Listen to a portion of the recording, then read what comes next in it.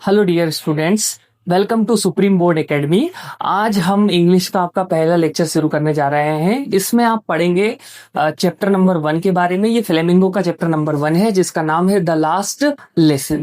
मैं थोड़ा सा आपको ब्रीफ कर देता हूँ इस चैप्टर के बारे में। ये जो द लास्ट लेसन चैप्टर है ये डेडिकेटेड है लैंग्वेज को लेकर कि किस तरह से एक लैंग्वेज हमारे लिए वैल्यूएबल होती है, कीमती होती है। कोई भी जो देश होता है बिना लैंग्वेज के सरवाइव नहीं कर सकता है। कोई भी पर्टिकुलर एरिया है, कोई भी रीजन है, उन सबकी अपनी पर्टिकुलर एक लैंग्वेज होती है, भाषा होती है। अगर कोई भी देश विरोधी ताकत आपको अगर झुकाना चाहेगी तो सबसे पहले वो आपकी लैंग्वेज पे वार करेगी। तो यहाँ पर कुछ ऐसा ही होता है। जब जर्मनी से हार जाता है फ्रांस, तो फ्रेंच लैंग्वेज को कंप्लीटली हटा दिया जाता है और वहां पर जर्मनी की जो जर्मन लैंग्वेज है उसको इंट्रोड्यूस कर दिया जाता है। तो चलिए समझते हैं इस चैप्टर के बारे में क्या है ये। बेसिकली यहाँ पर कुछ कैरेक्टर्स के बारे में हम बात करेंगे। सबसे पहले चैप्टर का नाम होगा द लास्ट लेसन। यहाँ पर फ्रेंच नाम का एक कैरेक्टर है। फ्रेंच की अगर मैं बात करूं तो फ्रेंच जो है केयर फ्री बॉय है, बहुत ज्यादा फ्री माइंड वाला लड़का है। French matures through the course of the story. He starts out reluctant and afraid but ends up emotional and thoughtful. तो लास्ट में हमको जो फ्रेंच का अलग रूप देखने को मिलता है। स्टार्टिंग में तो वो केयर फ्री होता है लेकिन बाद में वो इमोशनल और बहुत ज्यादा थॉटफुल हो जाता है। उसके अंदर जो ये बदलाव होते हैं वो दिखाते हैं कि किस तरह से एक जनरेशन जाग सकती है। जब उनके ऊपर बहुत कुछ गलत हो जाता है उनके साथ में, तो एक जनरेशन पूरी जाग जाती है और उनको रियलाइज होता है कि एजुकेशन कितना इम्पोर्टेंट है, हमारी खुद की लैंग्वेज के बारे में जानना कितना इम्पोर्टेंट। तो फ्रेंच की अगर बात करें तो फ्रेंच बेसिकली एक लापरवाह लड़का है। बाद में स्टोरी जब खत्म होती है तो वो बहुत इमोशनल हो जाता है और उसे अपनी लैंग्वेज से, अपनी एजुकेशन से बहुत प्यार हो जाता है। नेक्स्ट हम बात कर रहे हैं एमएमएल की। इस कहानी के मेन कैरेक्टर है एमएमएल। एमएमएल जो है फ्रेंच के टीचर हैं। बेसिकली ये फ्रेंच लैंग्वेज के टीचर हैं। करीबन 40 साल से ये फ्रेंच लैंग्वेज को पढ़ा रहे हैं और अब उनका आखिरी दिन है। उनके आखिरी दिन पर वो किस तरह से लास्ट लेक्चर लेते हैं और सबको इमोशनल कर देते हैं। तो उनको लेकर सब इमोशनल हो जाते हैं और उनके बारे में अगर बात करें तो वो बहुत ज्यादा पेट्रियोटिक थे, मतलब देशभक्त थे। वो दिखाते हैं कि किस तरह कल्चर, लैंग्वेज और रिस्पॉन्सिबिलिटी सब आपस में जुड़े हुए होते हैं और वो कहीं ना कहीं खुद को भी जिम्मेदार ठहराते हैं कि वो कुछ और दिन तक इस लैंग्वेज को ना संभाल पाए और कुछ और अच्छा ना कर पाए। तो बेसिकली अगर एमएमएल की बात करें तो एमएमएल फ्रेंच लैंग्वेज के टीचर हैं जो एल्सेस में फ्रेंच भाषा पढ़ाते हैं। करीबन 40 साल से वो ये काम कर रहे हैं और बड़े प्रोफेशनल टीचर हैं।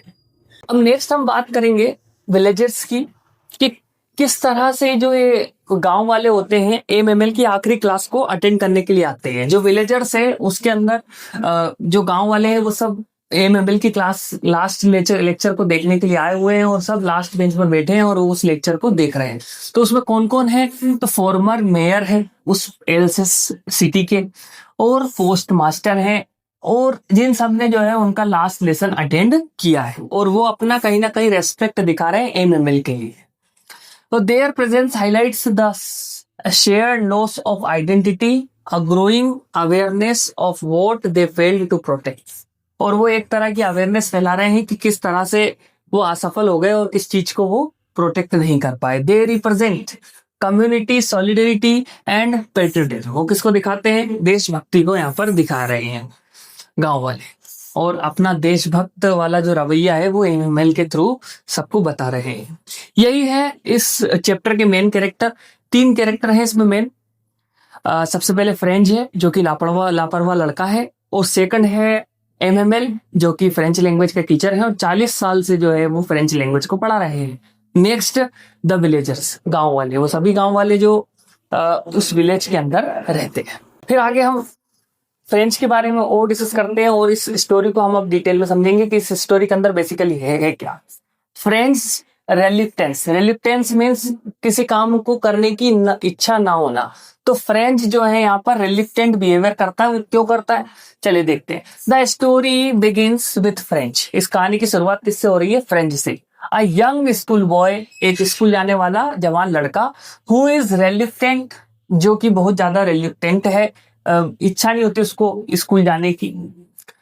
He fears getting punished by his teacher. उसको हमेशा एक डर लगा रहता है कि उसके टीचर उसको पीटेंगे। M Hamel for not preparing his lesson on participles. वो हमेशा ये सोचता रहता है कि मैंने पार्टिसिपल्स के ऊपर जो है मेरे लेसन्स कंप्लीट नहीं किए हैं, तो मेरे जो टीचर हैं वो मुझे डांटेंगे। तो उस दिन भी ऐसा ही हुआ था। फ्रेंच ने जो है पार्टिसिपल्स के ऊपर एम हेमेल ने एक होमवर्क दिया था, उस होमवर्क को प्रिपेयर नहीं किया था। On his way to school, जैसे ही वो जो फ्रेंच है रास्ते में जाता है स्कूल की ओर, Franz notices a crowd gathered near the bulletin board. तो वहां पर रास्ते में फ्रेंच देखता है कि बुलेटिन बोर्ड के सामने बहुत बड़ी भीड़ इकट्ठा हुई है, क्राउड। अच्छा, बुलेटिन बोर्ड क्या होता है, तो पहले के टाइम पे इंफॉर्मेशन के लिए लोगों के पास में न्यूज चैनल नहीं थे, सोशल मीडिया नहीं था, तो बड़ा सा बोर्ड लगा रहता था। उस बोर्ड के ऊपर सारी इंफॉर्मेशन रहती थी कि देश के अंदर क्या हो रहा है, कौन सा देश किससे हार गया है, हमारी लड़ाई किससे चल रही है, ये सब चीजें वहां पर पता चलती थी। ये क्या था bulletin board, a source of war time announcement. जो वॉर की जितनी भी अनाउंसमेंट होती थी वो सब यहीं पर आती थी इस बोर्ड के ऊपर। ही assumes more bad news has come as it often had since the Prussian occupation began। अब फ्रेंच को जो है ये तो ऑलरेडी पता था कि कोई ना कोई बुरी खबर ही होगी। क्यों, क्योंकि जब प्रूशियन वॉर चल रहा था, प्रूशिया लड़ रहा था फ्रांस से, तो अक्सर बुरी खबरें ही वहां पर आती थी। प्रूशिया की अगर बात करें तो वर्ल्ड वॉर के टाइम पे प्रूशिया और जर्मनी दोनों आपस में मिले हुए थे वर्ल्ड वॉर 2 के टाइम पे। तो ये वर्ल्ड वॉर 2 की ही कहानी है, उसी टाइम की कहानी है जब प्रूशिया जो है वो हरा देता है फ्रांस को। Next, a strange quite at school. अब जो फ्रेंच है वो धीरे धीरे स्कूल की तरफ जाता है तो देखता है कि पूरा जो स्कूल है वो बहुत ज्यादा शांत है। तो ऐसा क्यों हो रहा है, इसको हम यहाँ पर देखते हैं।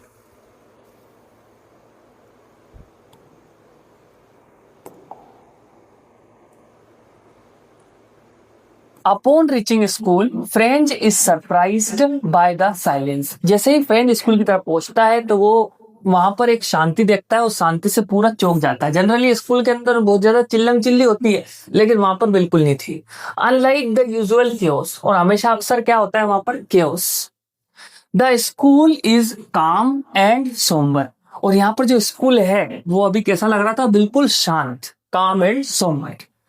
MML is dressed in his formal clothes. और अगर एमएमएल की बात करें जो उसके टीचर हैं वो फॉर्मल क्लोथ्स पहने हुए हैं। टिपिकली बोर्न ऑन इंस्पेक्शन और प्राइज गिविंग डेज। और जनरली जो एमएमएल ये कपड़े पहनते हैं, ये कब पहनते हैं, जब वो कभी इंस्पेक्शन पे जाते हैं या फिर कोई प्राइज गिविंग सेरेमनी होता है तब। Even more surprising is the presence of village. और वहां पर ये एक और बड़ा चौंकाने वाला मामला था कि गांव वाले भी सारे लोग वहां पर बैठे हुए थे, पुराने लोग। अब क्या करेंगे, किसी टीचर की क्लास में गांव के लोग आके क्या करेंगे, क्यों बैठेंगे सीनियर लोग। तो यहाँ कुछ तो अजीब हुआ। तो ये सब सोच जो है फ्रेंच के मन में बार बार आ रही है कि ऐसा क्या हो गया। Elder sitting quietly on the back benches. पीछे की बेंचेस पे बैठे हुए हैं गांव के जितने भी सीनियर्स हैं वो। यूजुअली एम्प्टी, अक्सर जो पीछे का एरिया होता है वो ऐसे कैसे खाली रहता है, एम्प्टी मींस खाली। The atmosphere is unlike any French has ever see. जो वहां का एटमोस्फियर है, जो क्लास का जो माहौल है वो बड़ा अजीब लगा, डिफरेंट सा लगा, जैसा फ्रेंच ने हमेशा देखा है। फ्रेंच ने देखा हमेशा चिल्लम चिल्ली होती है, मस्ती करते रहते बच्चे स्कूल के अंदर, तो यही होता है अक्सर, तो यही यहाँ पे होता है। तो इसकी अगर बात करें quite strange thing in the school, तो इसमें ओवरऑल अपन देख लेते हैं क्या हुआ है। तो फ्रेंच जैसे स्कूल पहुंचता है वो देखता है कि एमएमएल ने जो है नए कपड़े पहने हुए हैं। ये अक्सर स्पेशल ओकेजन्स पे ये कपड़े पहनते हैं। और इसके बाद अगर बात करें जो गांव के एल्डर्स हैं, जो सीनियर्स हैं, वो भी एमएमएल की क्लास में आए हुए हैं एमएमएल के लेक्चर को अटेंड करने के लिए।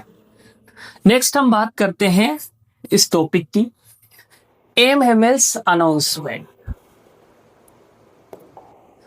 अब हमारे जो एएमएमएल है वो क्या अनाउंस करते हैं ये हमको समझना है यहाँ पर। सून, जल्दी ही, M Hamel announces that this is his last lesson in French. फिर एएमएमएल सबको बताते हैं कि ये मेरा आखिरी लेसन है फ्रेंच लैंग्वेज का।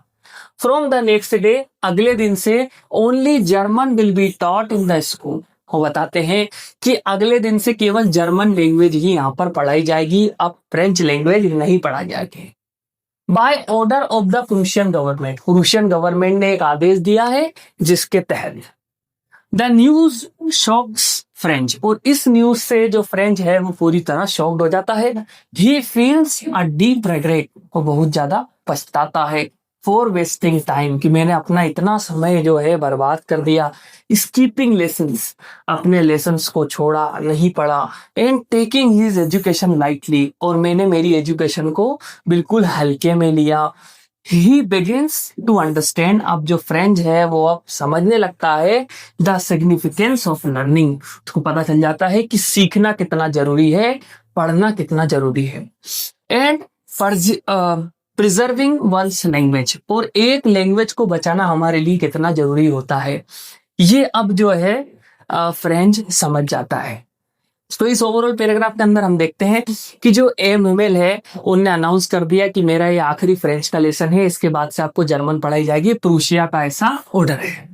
और यहाँ पर जो फ्रेंच है उसको समझ में आ जाता है कि मैंने कितना गलत किया, अपने लेसन को ठीक से नहीं पढ़ा, टाइम वेस्ट किया और एजुकेशन को ज्यादा सीरियसली नहीं लिया। तो यहाँ पर सबसे बड़ा चेंज किसके अंदर आता है, तो फ्रेंच के अंदर।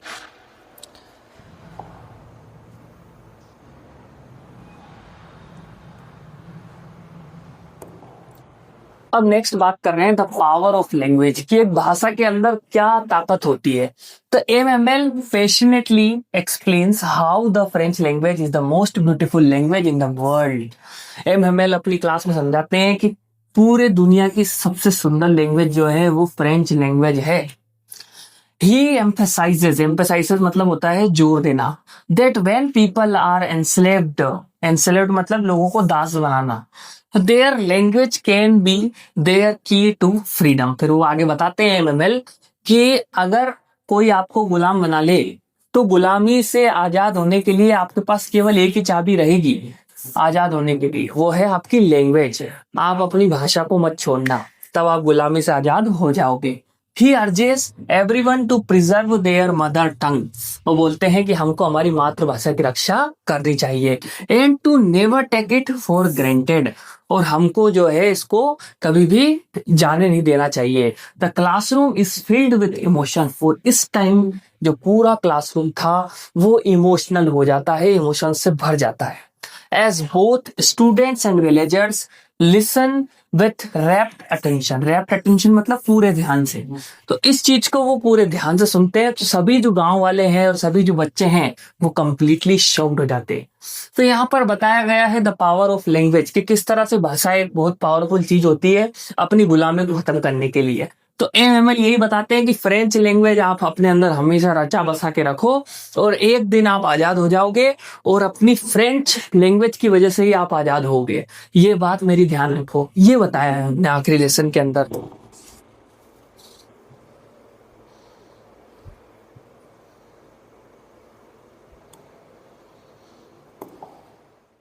अब लास्ट में हम देख रहे हैं फेयरवेल टू द क्लासरूम, कि किस तरह से क्लासरूम के सभी लोगों को अंतिम विदाई दी जाती है और किस तरह से क्लास खत्म होती है।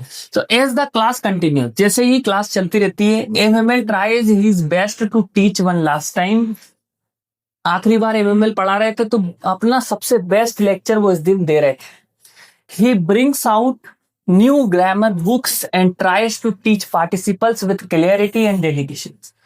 तो फिर वो अपनी एक नई ग्रामर की बुक लेके आए थे उस दिन, और बहुत अच्छे से उनने पार्टिसिपल्स बच्चों को पढ़ाए थे, सभी विलेजर्स को पढ़ाए थे पूरे डेडिकेशन के साथ, ताकि सभी ये पार्टिसिपल का टॉपिक समझ पाए।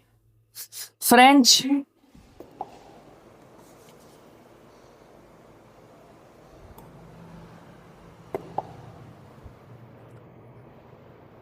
French for the first time understand the lesson clearly. और आज इतने साल से एमएमएल पढ़ा रहे हैं, लेकिन आज वो दिन था जब फ्रेंच बहुत अच्छे से इस लेसन को समझ पाया था। पहली बार हुआ था ऐसे।